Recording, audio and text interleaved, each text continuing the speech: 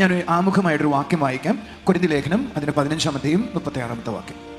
ഞാൻ അതിൻ്റെ മലയാളം വാക്കൊന്ന് വായിക്കാം. മൂഢ, നീ വിതയ്ക്കുന്നത് ചത്തില്ല എങ്കിൽ ജീവിക്കുന്നില്ല എന്ന് പറഞ്ഞ് നമ്മളൊരു വിത്ത് വിതച്ചാൽ ആ വിത്ത് അങ്ങനെ തന്നെ ഇരുന്നാൽ അതിനൊരു വേറൊരു രൂപം ഉണ്ടാകത്തില്ല എന്ന് പറഞ്ഞാൽ പൗലോസ് പറയുക അതിന്റെ കാരണം, റീസൺ, ആദ്യത്തെ രൂപം പൂർണ്ണമായി മരിക്കാനായി അത് ഏൽപ്പിക്കപ്പെട്ടുകൊണ്ട് നമ്മുടെ തലയിലുള്ള പഴയ അറിവുകൾ, ക്രിസ്തീയ ഗോളം നമ്മുടെ അകത്ത് അടിച്ചേൽപ്പിച്ച പഴയ അറിവുകൾ കംപ്ലീറ്റ്ലി മരിക്കുന്നില്ല എങ്കിൽ നിങ്ങൾ ദൈവം ആഗ്രഹിച്ച വിധത്തിലുള്ള ഒരു പുതിയ സൃഷ്ടിയാകുകയില്ല.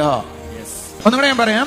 ദൈവം ആഗ്രഹിക്കുന്ന പുതിയ നിയമത്തിലെ പുതിയ സൃഷ്ടി എന്ന് വിളിക്കുന്ന ആ വ്യക്തിയായി നമ്മൾ മാറണമെങ്കിൽ വേദവചനം പറയുക പഴയതെന്ന് പറയുന്ന കംപ്ലീറ്റ്ലി മരിച്ചു പോകണം. എനിക്കൊരു കാര്യം അറിയാം, നിങ്ങൾ അടുത്തത് ഒരു വിലപിടിപ്പുള്ള അതിമനോഹരമായ റിസൾട്ട് ഉള്ള ആളായി തീരാൻ പോകുകയാണ്. മത്തായി സുവിശേഷം 17:27 ശിഷ്യന്മാരിലായ പത്രോസിനോട് പറയൂ, പത്രോസേ നീ പോയി ചൂണ്ടയിടണം, ആദ്യം കിട്ടുന്ന മീനിന്റെ വായില് എനിക്കും നിനക്കും ടാക്സ് അടയ്ക്കാനുള്ള ചതുരമപ്പണം ഉണ്ടാകും. ഞാനാണെ ചെയ്യത്തില്ല. പത്രോസ് മീൻപിടുത്തക്കാരൻ, അവനൊരു കാര്യം അറിയാം, ഒരു മീനിന്റെ വായിൽ ഒരു സാധനം വെച്ചിരിക്കുന്ന സമയത്ത് വേറൊന്നത് വിഴുങ്ങത്തില്ലെന്ന് കുറച്ചു വിവരമുള്ള മീൻപിടുത്തക്കാരൻ അറിയാം. അത് വിഴുങ്ങിയതിന് ശേഷമേ അത് നടക്കത്തുള്ളൂ. പക്ഷെ കർത്താവ് പറഞ്ഞു വായിൽ കാണുമെന്നോ കുടലിൽ കാണുമെന്നല്ല, വയറ്റിൽ ചെല്ലുമെന്നല്ല, കർത്താവ് പറഞ്ഞു വായിൽ കാണുമെന്ന. വായിലൊന്ന് വെച്ചേ വായിലൊന്ന് വിഴുങ്ങത്തില്ല. എല്ലാം കൺഫ്യൂഷൻ.